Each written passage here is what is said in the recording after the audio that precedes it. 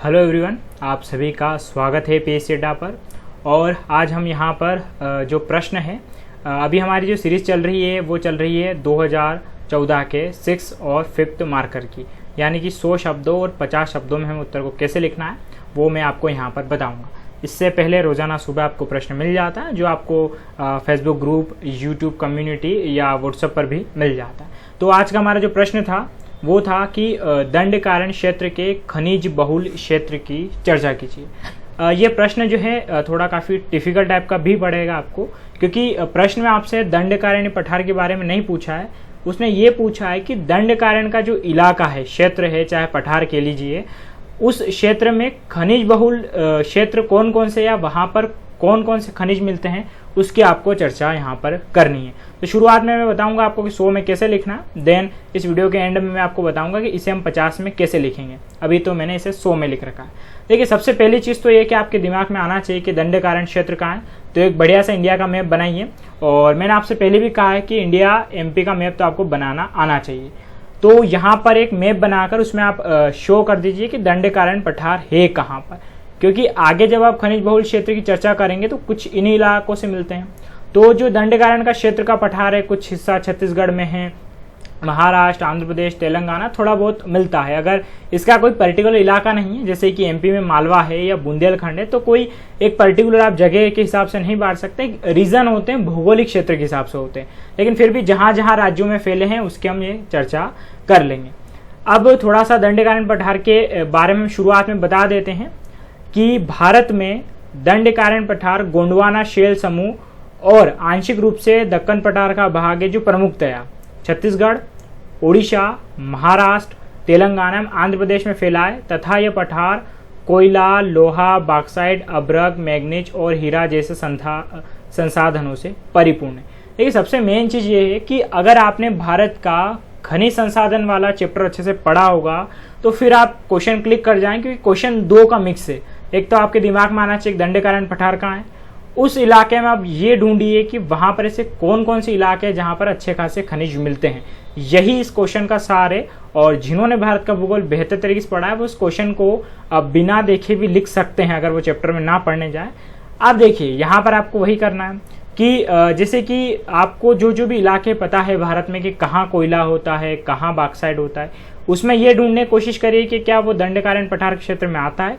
अगर हाँ, वो इलाका दंडकारण्य पठार के क्षेत्र में आता है तो फिर आप उसको लिखना शुरू कर सकते हैं। तो सबसे पहले कोयला बहुल क्षेत्र है यहाँ पर, तो यहाँ पर सबसे पहले ये लिखेंगे, और हम बताएंगे कि कोयला उत्पादन में छत्तीसगढ़ का देश में प्रथम स्थान है, जहाँ दंडकारण्य पठार सर्वाधिक फैला है। छत्तीसगढ़ का महानदी घाटी बेसिन और ओडिशा का तलचर कोयला क्षेत्र। तो स्वाभाविक सी बात है, अगर आप देखेंगे तो ज़्यादातर हिस्सा दंडकारण्य पठार का छत्तीसगढ़ में है, और छत्तीसगढ़ जो है भारत में सबसे ज़्यादा कोयला उत्पादित करता है। तो उसके कुछ इलाके हैं जो बाकायदा किस में आते हैं, दंडकारण्य में आते हैं। तो पहला यहाँ पर हम कोयले के बारे में अच्छे से चर्चा कर लेंगे। अब उसके बाद में हम फिर दूसरा खनिज लेंगे और देखते हैं वे आते हैं कि नहीं आते, वे एक एक करके हमें लिखने रहेंगे। उसके बाद है लौह क्षेत्र। तो दंडकारण्य पठार में सर्वाधिक लौह अयस्क पाया जाता है, और इसमें हिस्से कौन कौन से आ रहे हैं तो ये देखिए आप। पहला तो बेलाडीला नाम सुना होगा छत्तीसगढ़ में, और जो दुर्ग जिले में आता है, दुर्ग बकायदा दंडकारण्य क्षेत्र में।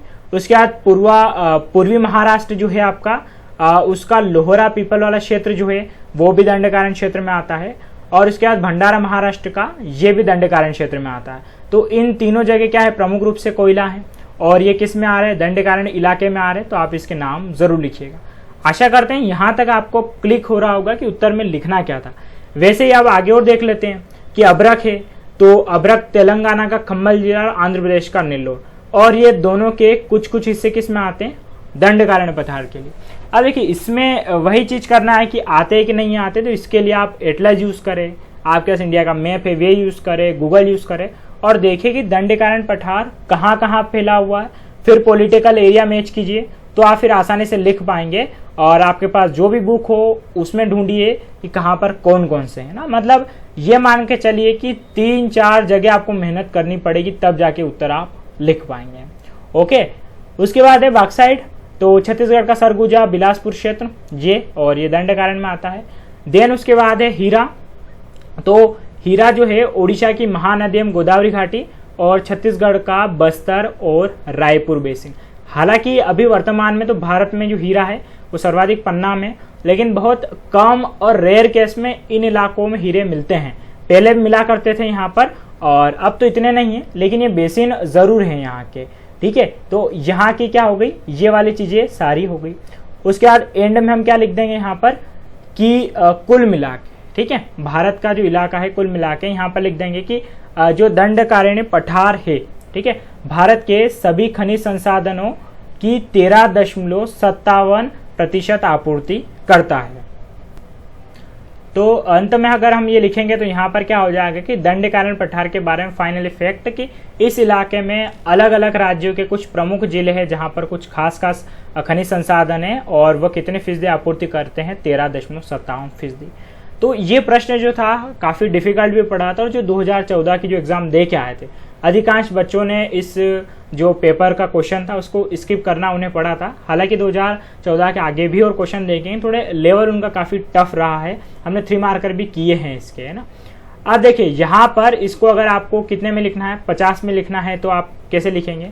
स्वाभाविक सी बात है, मैप तो आपको बनाना रहेगा, मैप के कोई नंबर कटते नहीं आपके। उसके बाद में क्या करना है आपको कि ये आप लिखिए, हालांकि यही 50 में हो जाएगा। अब उसमें क्या करना है, आपको सिर्फ इतना बता देना कि दंडकारण्य पठार कहाँ कहाँ पर है, तो इन राज्यों के नाम लिख दीजिए आपकी, छत्तीसगढ़, ओडिशा, महाराष्ट्र, तेलंगाना, आंध्र प्रदेश में फैला है। ये इतनी सी लाइन लिखिए यहाँ पर। उसके बाद में आपको क्या करना है, डायग्राम बनाने पड़ेंगे कि कोयला क्षेत्र, और उसमें फिर एरो बना दीजिएगा ऐसे कि यहाँ इलाके और कौन कौन से क्षेत्र आ रहे हैं। ये उत्तर डायरेक्ट अगर आपको 50 में लिखना है तो बिना डायग्राम के आप नहीं कर पाएंगे इसे। तो शुरुआत में चाहे तो भले आप ये थोड़ा और ज़्यादा लिख सकते हैं। बाकी कोयला क्षेत्र कौन सा है, तो बढ़िया सा एक ऐसा कोयला क्षेत्र का आप ऐसा डायग्राम बनाए, यहाँ लिखे आप कोयला, और उसके बाद में कौन कौन से इलाके आ रहे हैं यहाँ पर, तो छत्तीसगढ़ का जो इलाका है दंडकारण्य वाला वो, और इसमें और भी जो खासकर जिले आ रहे हैं ना, जैसे कि महानदी बेसिन आ रहा है, और उसके बाद में ओडिशा का तलचर वो लिख दीजिए। उसके बाद में लोह क्षेत्र बनाकर आप ऐसे भी डायग्राम बना सकते हो। और 3 क्षेत्र जो यहाँ पर है ना, छत्तीसगढ़ का दुर्ग, फिर पूर्वी महाराष्ट्र का ये भंडारा और लोहरा पीपल, ये तीनों यहाँ लिख दीजिए। अब्रक का भी डायग्राम बनाइए, बक्साइड और हीरा का, और लास्ट में ये वाली लाइन लिख दीजिए। तो आपका उत्तर क्या होगा, 50 जो शब्द रहेंगे उसमें भी कंप्लीट हो जाएगा।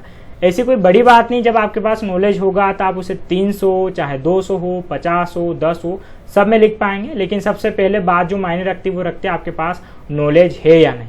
ठीक है, चले साथियों, तो हमारा वीडियो आज का यहीं समाप्त होता है। इसके अलावा अगर आपको पुराने वीडियो देखने हैं तो बाकायदा एक प्लेलिस्ट बनी हुई है, वहां पर जाकर आप सारे वीडियो देख सकते हैं। तो मैं आपका साथी भूपेंद्र सिंह चंद्रावत वर्तमान में विदा लेता हूँ। कल फिर मिलेंगे एक नए प्रश्न के साथ। Good night.